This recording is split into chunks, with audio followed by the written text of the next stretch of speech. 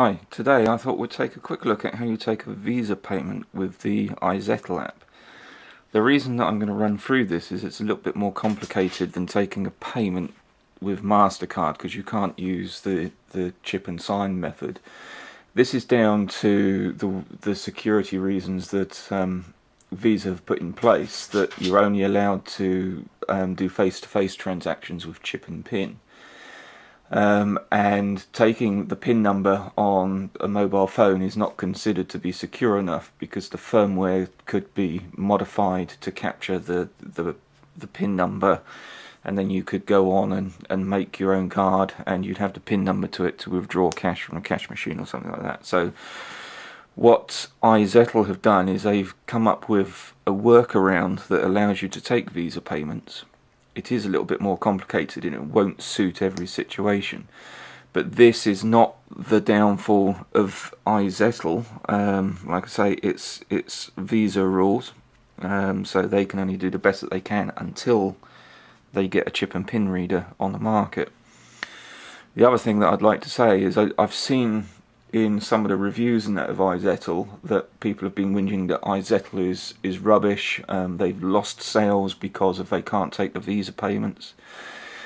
In all honesty, I think this is rubbish, because without izettle you would not have had the ability to take Visa payments in the first place, so you would have lost the sale anyway.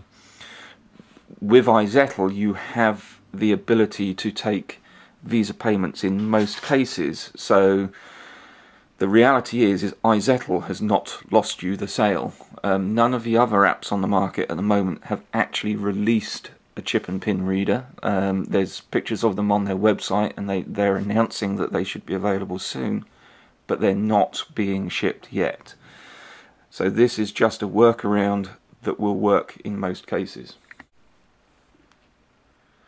What you need is the seller needs the app installed either on their iPad, iPhone or Android device, and the customer needs to have a phone with the ability to receive text messages and the ability to get on the internet.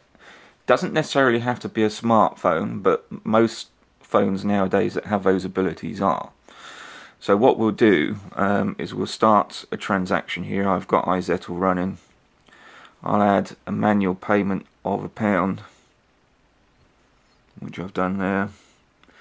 You can put in a description for the payment. Okay, so we've got a transaction in there of £1. Press the pay button, and over here is a Visa payment option. You've got the same option on the other apps. Here it's going to ask you to put in the phone number of the customer's phone, so I'll just do that now. Okay, so I've put the customer's phone number in there. You click the send SMS and it says here text sent. So any time now should get the text over here, which it is. It announces itself as being from izettle, the name of the person that's requesting the payment. So we can go in here, we can click the link, and you'll be taken to your web browser. Okay, it's a payment for £1. It's going to ask for the basic card details there, and whilst this is happening the seller's device says entering card details, so I'll enter those card details for you now. Okay, so here I entered the card details. I've obviously masked that out for the security of my card. So we press the pay button. Now this says payment is complete. So when we look over on the iPad now, there's a thank you, you paid £1. Now it's a requirement one way or another to provide the transaction details to the customer. The easiest way is to send an email to them if they've got an email address, or if you've got a printer connected to your device, there is a print receipt option.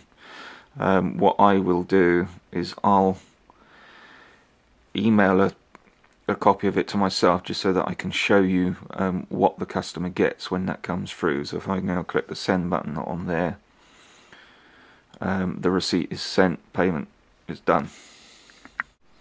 Okay, so here in my email, the email receipt has just arrived.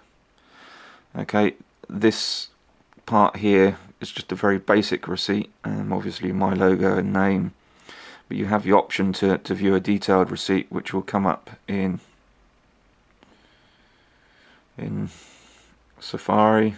It's got the description, the last digits, it's got the reference number, detail of what will appear on the bank statement, a map of where the transaction was made, and the contact details of the seller.